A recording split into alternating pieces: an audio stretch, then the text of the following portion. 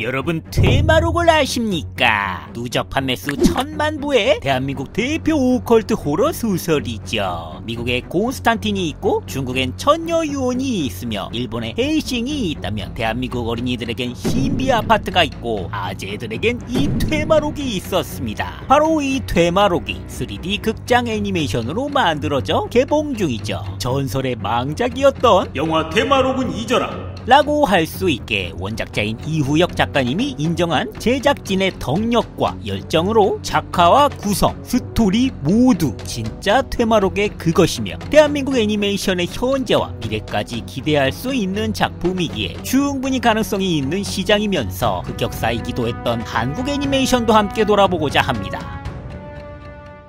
한국의 애니메이션은 하청에서 시작됐습니다. 한 장 한 장씩 수천 장을 다 그려야 하는 셀 애니 특성상 대규모 인원이 필요했고 인건비가 비싼 미국과 일본에선 이게 불가능했으니 실력은 좋으면서 가격이 싼, 자원은 없고 질 좋은 인력이 넘치던 나라 그 시절 한국이 그들의 하청을 도맡아줬죠. 그렇게 무려 1960년대에 첫 장편 애니메이션 신동원 감독의 홍길동이 제작돼 당시 관객 10만 명을 동원했다고 합니다. 이후 70년대엔 김청기 감독의 로버트 태권브이가 개봉됐고 77년엔 마루치 아라치가 개봉했으며 80년대 들면서 전성기가 시작됩니다. 그 학교에서도 자주 틀어주던 반곡물인 제목부터 간첩 잡는 또리 장군이 개봉하고 야구의 인기에 힘입어 독고탁 내일을 향해 던져라 또 개봉했고요. 84 태권브이도 개봉했습니다. 물론 이 시절 태권브이는 일본의 마징가 Z를 표절했고 달려라 마징가 X 역시 그랜다이저를 그대로 가져온 거였죠. 참고로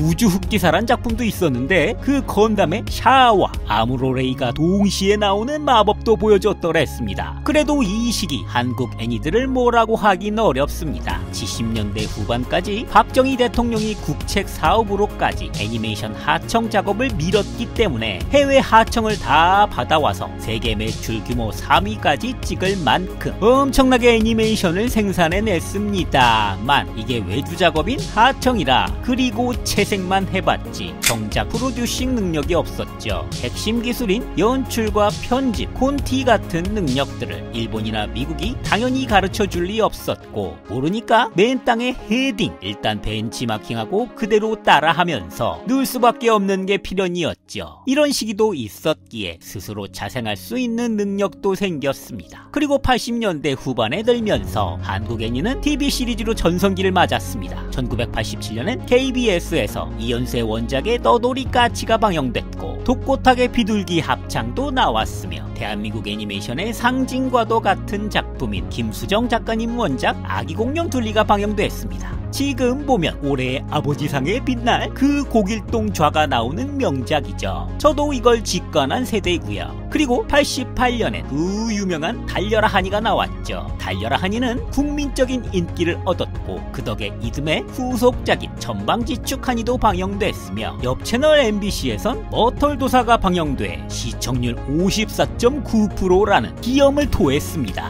그리고 89년엔 2020 원더키드로 한국에서도 꿈도 희망도 없는 아포칼리스적 세계관의 애니가 선보이며 인기도 있었고 1990년 KBS에서 치키치키 차카차카 초코초코초 나라라 슈퍼보드가 다시 한번 인기리에 방영됐으며 이후에도 영심이라던가 오신해철 선생의 OST가 빛나는 영혼기병 라젠카, 무도사 배추도사가 인기 있던 은비까비의 옛날 옛적의 녹색전차 해모수 검정 고무신까지 제작됐으나 극장 쪽 장편 애니 상황은 좋지 못했습니다. 극장 애니메이션은 1994년 이연세 원작 블루 시거리 성인 최초 애니메이션이란 거창한 타이틀을 걸고 나왔지만 낮은 완성도로 대차게 까이며 폭망했고 역시 이연세 원작 아마게돈도 흥행에 참패했습니다. 그나마 96년 아기공룡 둘리 얼음별 대모험 정도가 흥행과 비평에서 좋은 성적을 거둔 게 다였고 암흑기에 접어듭니다. 제작비는 많이 드는데 흥행하는 데는 리스크가 있다 보니 제작이 아니라 수입해와서 방영하는 게 싸게 먹혔기에 파이가 줄어들었죠. 거기다 영화계에선 쉬리가 블록버스터로 영화계 판도를 바꿨다면 애니 쪽엔 무려 7년을 제작하고 126억의 제작비가 들어간 모두의 기대 속에 개봉했던 원더 뷰티풀 데이즈가 2003년 개봉됐지만 부족한 완성도로 22만 명의 관객이 들며 쫄딱 망했습니다. 이걸로 제대로 막타가 들어가면서 투자자들이 외면하고 시장은 더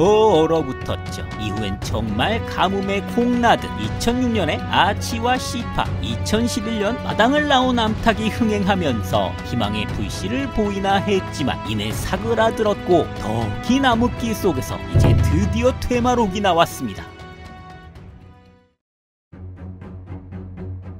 퇴마록은 이우혁 작가가 집필한 오컬트 어반 판타지 소설, 그러니까 현대 기반 판타지 소설로 누적 판매 1000만 부라는 대한민국에서 제일 많이 팔린 20권으로 이루어진 대형 장르 소설입니다. 이우혁 작가는 처음에 1993년부터 하이텔의 공포 카테고리에서 심심풀이로 시작했다고 합니다. 기본적으로 초자연적인 힘을 갖는 악기들을 퇴치하는 퇴마사들 이야기로 기독교와 엑소시즘, 무협소설의 무공까지 결합되고 힌두교 신화, 이집트 신화까지 혼합되면서도 탄탄한 구성과 자료조사로 사람들을 수긍시키면서도 타고난 이야기꾼으로 사람들을 매료시켜 사랑받았기에 당연히 영화화에 대한 제한이 있었고 1998년 안성기, 신현준, 주상미 주연으로 한국형 블록버스터란 간판을 걸고 기획만 1년 3개월에 촬영 6개월로 제작기간 2년을 쓰고 대규모 자본을 들여 극장에서 개봉됐지만 그야말로 제작진이 퇴마록을 전혀 안 읽어보고 만든 걸로 의심될 만큼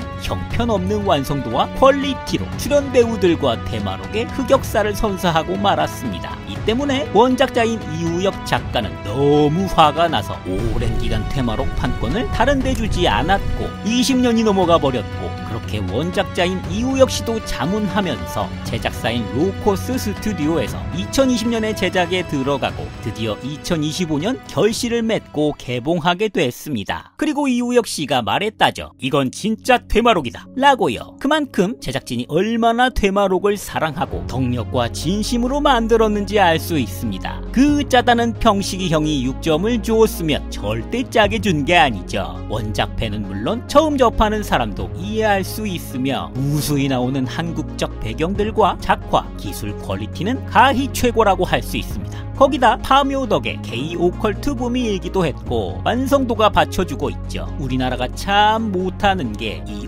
오컬트 쪽이랑 SF였는데 이런 장르적 성공에 대한 기대 외에도 애니메이션이어서 갖는 기대가 큽니다. 극영화가 아니고 애니이기에 대마록에서 표현되는 현암의 태극 기공이나 도술, 박신부의 오라가 자칫 유치하지 않게 보여줄 수도 있고요. 애초에 극장이 아니라 OTT 시장을 염두하고 만들었다고 하죠. 워낙에 원작이 20권 분량의 방대한 소설이니 극영화 한 편에 남을 수 없었기에 전체 소설의 극히 초반 일부 내용만 만들었습니다. 손익분기점이 100만이라는데 이게 넘어가면 자연스레 후속작은 OTT에서 제작될 수 있지 않을까 하며 이렇게 장기 프로젝트가 이어지면 어두운 극장판 국내 애니메이션계의 빛이자 선두주자로 치고 나갈 수 있지 않을까 기대해봅니다. 저도 애니 업계에서 밥을 먹고 살았지만 전 애초에 애니 전공자도 아니었고 회사가 갑자기 합병하면서 애니메이션을 만들었어서 강제로 한 케이스라 좀 다르지만 돌아가는 건 잘 이해하고 있습니다. 훌륭한 시나리오가 먼저 있고 이걸 연출가가 콘티를 짜면서 설계를 하고 나면 작화와 채색이 들어가는 공동예술의 집합체죠. 영화에서 손가락 한번 움직이면 끝날 일을 애니메이션에선 몇십 장을 그려야 하는 노가다의 극에 달한 영역이지만 우리는 이걸 잘하고 좋아합니다. 옆나라 일본이 슬램덩크, 진격의 거인, 귀멸의 칼날 같은 애니로 잘 나가고 인정하지만 우리도 정말 충분한 능력이 있습니다. 부디 퇴마록이 잘 돼서 한국 애니메이션이 살아났으면 좋겠고 지금도 새벽까지 작업하신 업계분들 진심으로 응원합니다.